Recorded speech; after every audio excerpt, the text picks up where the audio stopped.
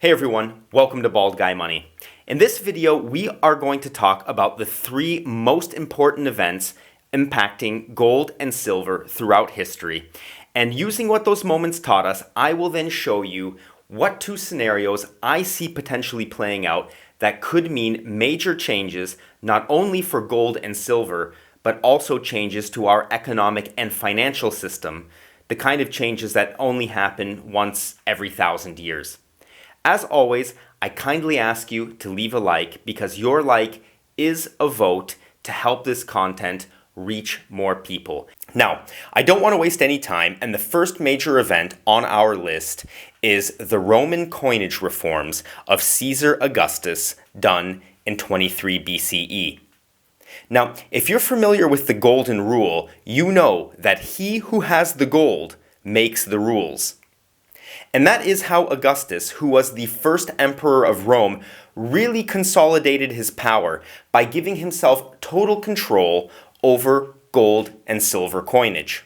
And while the power, or at least perceived power, to issue coins in copper and bronze remained with the Senate, as denoted on the coins themselves with the letters SC, which mean by the orders of the Senate.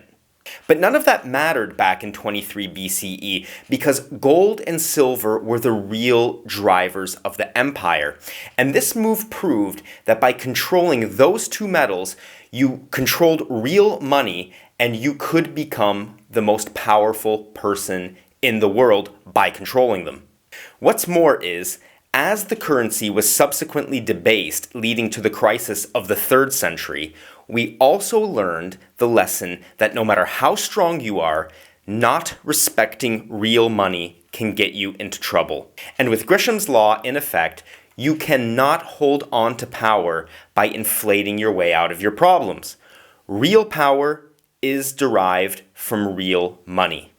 And Augustus knew that more than 2,000 years ago, whereas our leaders today simply do not understand it. Now moving on to the second pivotal moment in history for gold and silver. It is the invention of paper money backed by silver and gold. And that was done by the Song Dynasty in around the year 1000 of the Common Era. And why this was such a pivotal moment in history is that it really marked the first time a ruling government thought they could pull a fast one over the people they ruled by using paper as a substitute for metal. And although from an historical perspective you can say many positive things about the Song Dynasty, I mean, they embraced science, they had art, they had a very complex economy, this particular feature of it, that being fiat money, resulted in high inflation as more and more notes were issued than they had gold, silver, or silk to back them up. And as a result of that, they had to try to compensate for their irresponsible behavior, and it started with taxes. They tried to tax themselves out of the problem, and when that didn't work, they started intervening in the economy directly. So the free market that had made them powerful was disrupted. And when their interventions made things worse, they tried to distract people from that by using populist ideas and slogans to make it seem that smaller issues were what people should focus on as opposed to the real things the rulers had gotten wrong. And as a person commenting on this in 2023, I have to say that this sounds extremely familiar to what I see going on in a lot of places today.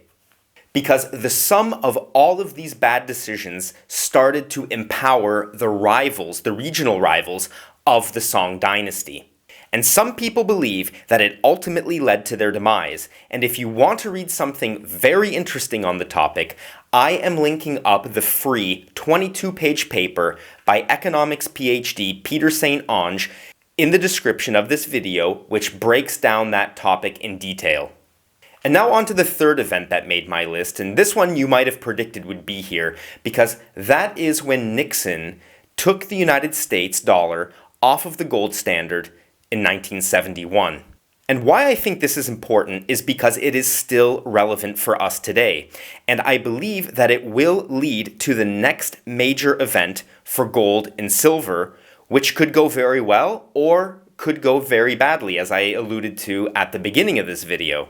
So let me please share with you all right now what the two scenarios are that I am looking at right now that I think could be the next major events for gold and silver in history. And please let me know what events you are personally looking at right now. Let's make a nice discussion around this in the comments. So, number one on the list is the digitization of gold and silver. Yes, you heard that right. And that does not mean that physical gold and silver will become useless. In fact, it's quite the opposite. Because in this potential model, gold and silver could be used to make money hard again. Most likely via a private option at the start, which would be a better solution considering privacy concerns swirling around CBDCs. Now, why I think this is good is because instead of having a fiat currency that people falsely claim is backed by gold and silver, as we learned in our examples from history, we would have the ability to see on a blockchain the total amount of the currency issued, and paired with regular audits to ensure issuers have the gold and silver to back up what they are issuing, this could mean a real return to hard money. Money that is easily transferable digitally, money that doesn't have counterparty risk, verification of its authenticity is done electronically on the blockchain. It would also eliminate the need for you to store your metals at home where they can be taken, or even store money in the bank where it can also be taken. And it would allow regular people to save money again.